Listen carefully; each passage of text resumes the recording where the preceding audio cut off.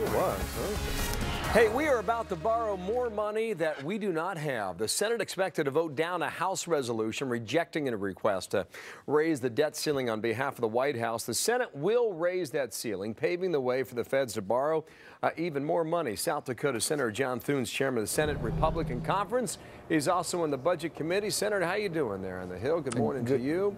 Good morning, Bill. You know, this debt ceiling is the last vote before on this matter before Americans vote next November, because it would be pushed to December, possibly beyond that. It's given Americans a lot of angst about the future, about where they are as a country, where they are as a people. How do you give them reassurance, Senator? Well, it should give them a lot of angst, Bill. Every American share of the debt is now $48,000. That's gone up $14,000 since this president took office. Every American household now owes $126,000 as a result of the debt. We've seen the three largest deficits literally in history since the president took office in 2009.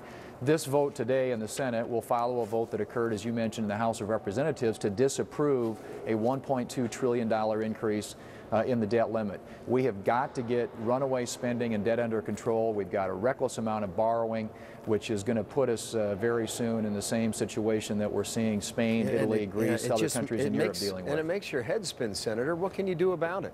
What will you do about it?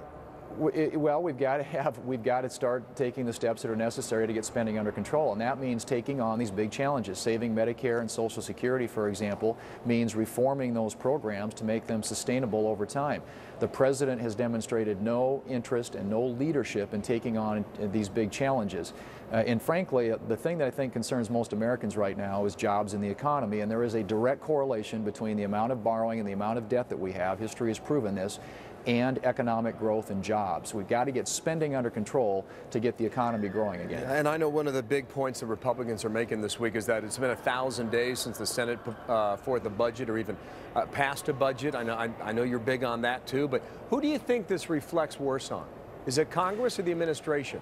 Or both? Well, I think that the American people hold everybody here in Washington responsible for that, but it's Congress's job to pass a budget. The Democrat-led Senate has not passed a budget now for nearly 3 years. It's been over 1,000 days. The American people don't have the luxury of not having a budget. We spend $3.6 trillion of the taxpayers' money every single year, and yet we have not had a budget that tells us how we're going to spend that money for 3 years. That's got to stop, but it does require leadership in the White House. The president's budget, for example, last year when it was put on the floor of the Senate was defeated by a vote of 97-0, which demonstrates they don't get it. They're not serious about solving this problem. Clearly, the Senate Democrats, not having moved a budget in over 1,000 days, really aren't serious about taking this on, but we're going to keep pushing as hard as we can to get the focus on spending and debt, jobs in the economy, and reforming programs so that we can make them sustainable for America's future. A lot of people are relying on Washington to figure this out, and I think in the end they're losing a bit of faith that you guys can figure it out. Senator, thank you for your time, though.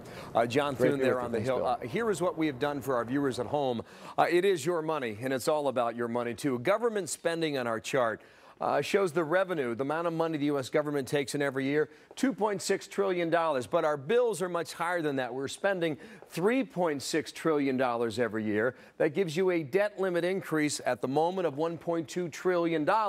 You add that on to our national debt at the moment at $15.2 trillion.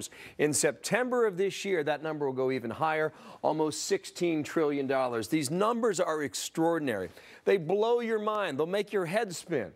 How do you understand this? Well, we've taken the 8 zeros away on this map to try and simplify it for a family at home that's making, say, $26,000 every year. What does it mean to that family?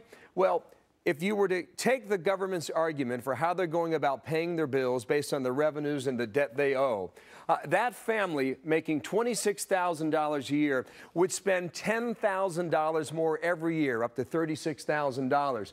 A difference here of $12,000 every year that you would need to increase your credit limit, your credit line, just to pay your own bills. And that's if you had a starting point like the U.S. government has today of $152,000 a household. That is the outstanding debt balance that you would start with for a family making $26,000 a year. And then you start to see how this adds up to real money.